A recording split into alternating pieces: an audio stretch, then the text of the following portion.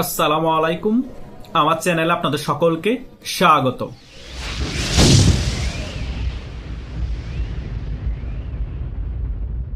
Jamaat Islami B team, এই টোকাই এনসিপির নেতাগুলা এখন বিভিন্ন রাজনৈতিক দলের জটমাল যারা আছে তাদেরকে কালেক্ট করতে শুরু করে দিয়েছে।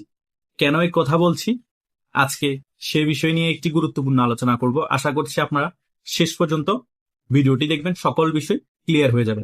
প্রথমত, কিছুদিন আগে আমরা দেখতে পেয়েছি এই মলম হাসনাত চট্টগ্রামের সাবেক মেয়র মঞ্জুরুল আলমের বাসায় গিয়েছে এবং মঞ্জুরুল আলমের বাসা থেকে বাইর হওয়ার সময় জনরোষেরও শিকার হয়েছে।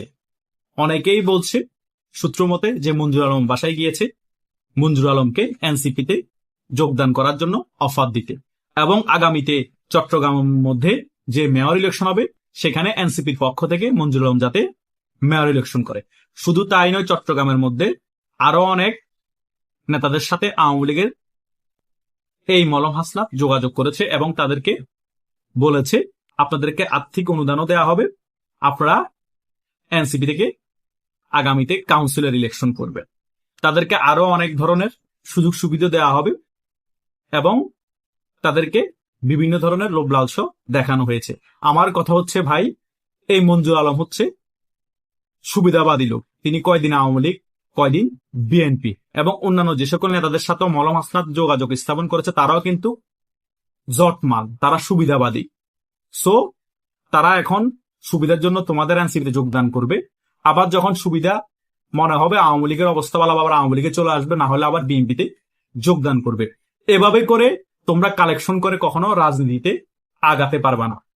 তোমাদের সাথে জনগণ নেই, তোমরা একটা প্রোগ্রাম করতে পারো না, তোমরা একটা মিছিল করতে পারো না। সারা বাংলাদেশ থেকে জটমালগুলোকে কালেক্ট করে গিয়ে তোমরা সারা বাংলাদেশে সারা ফেলতে পারবা? তোমাদের যে ইমেজ নষ্ট হয়ে গিয়েছে তোমরা সেটা জানো। সো জনগণ তোমাদের পাশে নেই এবং অন্যান্য রাজনৈতিক দলের জটমালগুলো তোমাদের পাশে থাকবে না। হয়তোবা তাদের স্বার্থের কারণে তারা যদি 100% জানে যে তারা জনপ্রতিনিধি হবে, তখন হয়তোবা তোমাদের প্রতীকে নির্বাচন করতে পারে, এছাড়া আর কিছুই না। এইদিকে নাহিদ ইসলাম আজকে দেখলাম বিভিন্ন নিউজ মিডিয়ায় চাউর হয়েছে যে ছাত্রলীগের যে সকল কর্মীরা অপরাধে অভিযুক্ত না তারা কিন্তু এনসিপিতে যোগদান করতে পারবে। আমার কথা হচ্ছে, ছাত্রলীগের কর্মীদের এত ঠেকা পড়ছে কেন তারা এনসিপিতে যোগদান করতে? তোমরা কি টাকার লোভ দিয়ে ছাত্রলীগের কর্মীদেরকে এনসিপিতে যোগদান করাবা? তোমাদের এত লোক বলে সংকট হয়েছে, তোমরা ভাই জামাত শিবিরের বি টিম, এনসিপিতে যোগদান করা মানে শিবিরে যোগদান করা। কথা বুঝেন নাই?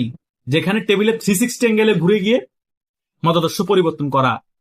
আওয়ামী লীগের যে সকল নেতা কর্মীরা আছে তারা মারা গেলেও তো জীবনে শিবিরে যোগদান করবে না। সো এনসিপি আর শিবির মুদ্রার এপিটোপি।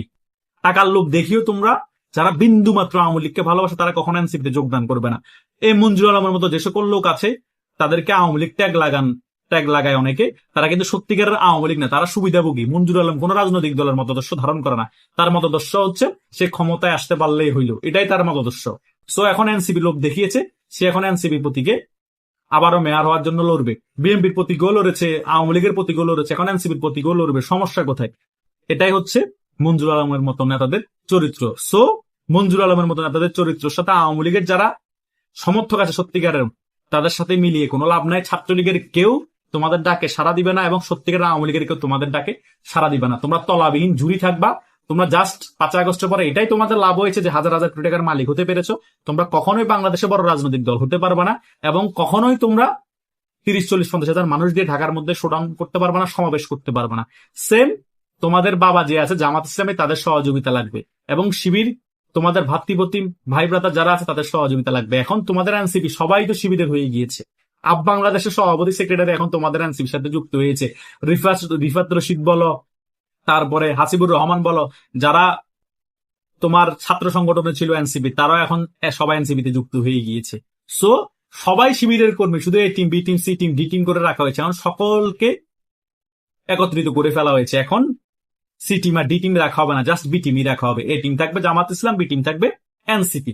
সো জনগণের সকল কিছু ভালো করে বুঝে তোমরা অন্যান্য রাজনৈতিক দল থেকে কুড়িয়ে নিয়ে, জনসমর্থন বাড়াতে চাচ্ছ, কুড়িয়ে নিয়ে তোমরা জনবল বাড়াতে যাচ্ছ। সো তোমাদের জনবলও বাড়বে না, তোমাদের জনসমর্থনও বাড়বে না। তোমরা মানি জামাত, জামাত মানি তোমরা।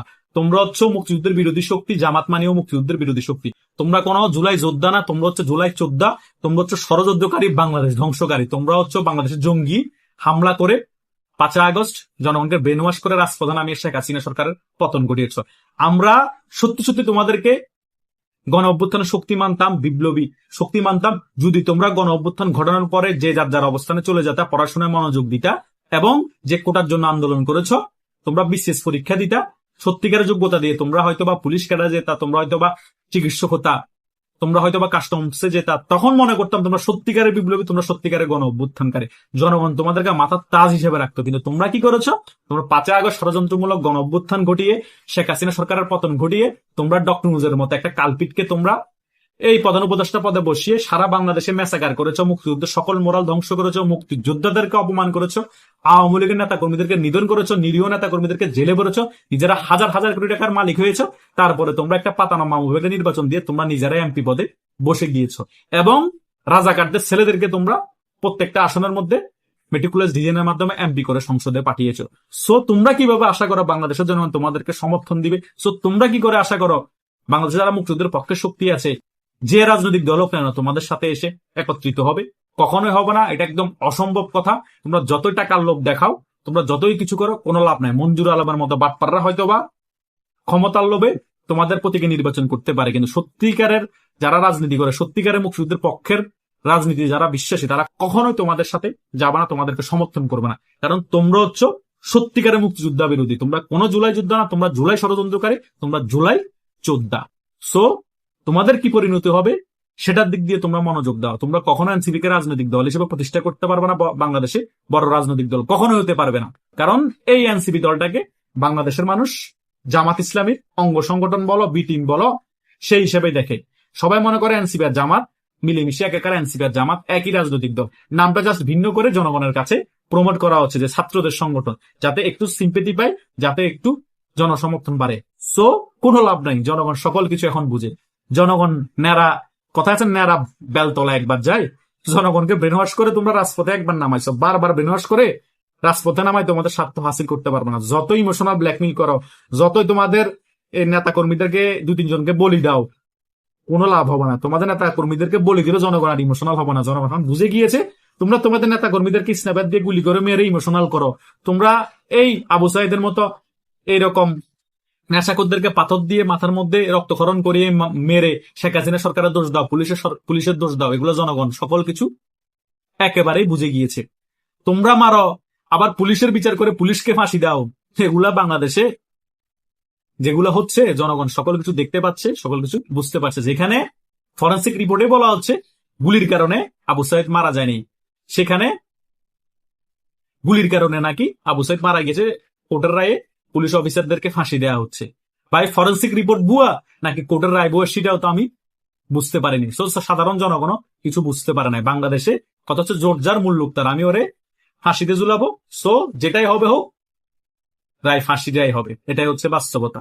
সো বাংলাদেশকে বারবার গুমরা করা যাবে না, বাংলাদেশের মানুষ বারবার গুমরা হবেও না, ব্রেন ওয়াশও হবে না। তোমরা তোমাদের চেষ্টা চালাই দিতে পারো, হয়তোবা 2 বছরের কাছাকাছি সময় হয়েছে, তোমরা এখনো কিছু ভালো অবস্থানে আছো।